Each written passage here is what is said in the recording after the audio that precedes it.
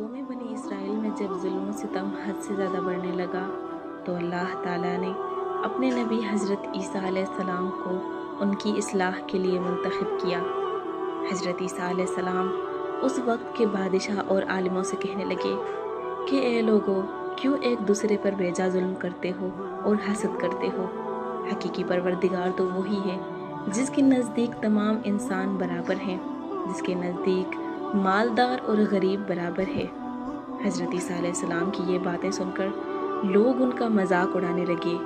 حضرت عیسیٰ علیہ السلام کو مسیح اس وجہ سے کہا جاتا ہے جس کے معنی ہے کہ زمین کی زیادہ سیاحت کرنے والا یا ہاتھ پھیرنے والا۔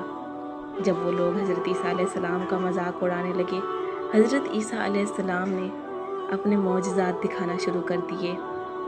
جب آپ کسی نابینا کی آنکھوں پر ہاتھ پھیرتے تو وہ دیکھنا شروع کر دیتا تھا، اور جب کسی مردے کے اوپر ہاتھ پھیرتے تو اللہ کے فضل و کرم سے وہ زندہ ہو کر بولنا شروع کر دیتا تھا۔ جب آپ مٹی کے پرندے بنا کر آسمان کی طرف پھینکتے تو وہ اڑنا شروع کر دیتے تھے۔ اللہ تعالیٰ نے آپ کو یہ معجزات عطا کیے، اور یہ معجزے دے کر اس وقت کے بادشاہ اور عالم گھبرانے لگے اور کہنے لگے کہیں ایسا نہ ہو کہ لوگ عیسیٰ کو اپنا نبی سمجھ کر اور اس پر ایمان لائیں اور اسے بادشاہ بنا دیں، اس طرح ہماری بادشاہی خطرے میں ہے۔ لہٰذا انہوں نے حضرت عیسیٰ علیہ السلام کو شہید کرنے کے لیے سازشیں کرنا شروع کر دی۔ بس کم تعداد میں لوگ حضرت عیسیٰ علیہ السلام کے ساتھ تھے، جن میں سے کچھ کا ایمان پختہ نہیں تھا۔ تاریخ بتاتی ہے تقریباً 10-12 لوگ حضرت عیسیٰ علیہ السلام کے ساتھ تھے۔ ان میں سے کچھ اس طرح کے بھی تھے جن کا ایمان پختہ نہیں تھا اور لالچ رکھتے تھے۔ بس اس وقت کے بادشاہ اور عالموں نے فیصلہ کیا کہ جو لوگ حضرت عیسیٰ علیہ السلام کے ساتھ ہوتے ہیں ان کو مال و دولت کا لالچ دے کر حضرت عیسیٰ علیہ السلام کا پتہ پوچھنا ہوگا، کیونکہ حضرت عیسیٰ علیہ السلام مذہبی رسومات کی ادائیگی کے لیے بیت المقدس گئے ہوئے تھے۔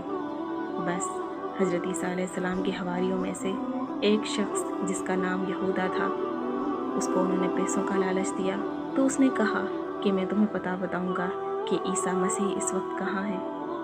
اس نے پتہ بتایا۔ جب وقت کے بادشاہ کی فوج حضرت عیسیٰ علیہ السلام کو گرفتار کرنے لگی، حضرت عیسیٰ علیہ السلام اس سے پہلے خدا کے سامنے دعا گو تھے اور عرض کر رہے تھے کہ اے پروردگار، تو جانتا ہے کہ یہاں کے لوگ مجھ سے کتنی نفرت کرتے ہیں اور مجھے قتل کرنے کی سازش کر رہے ہیں۔ بس آواز قدرت آئی کہ اے عیسیٰ، تم گھبراؤ نہیں، اور اسی اثناء میں اللہ تعالیٰ نے حضرت عیسیٰ علیہ السلام کو آسمانوں کی طرف بلند کر دیا اور اپنی طرف بلا لیا۔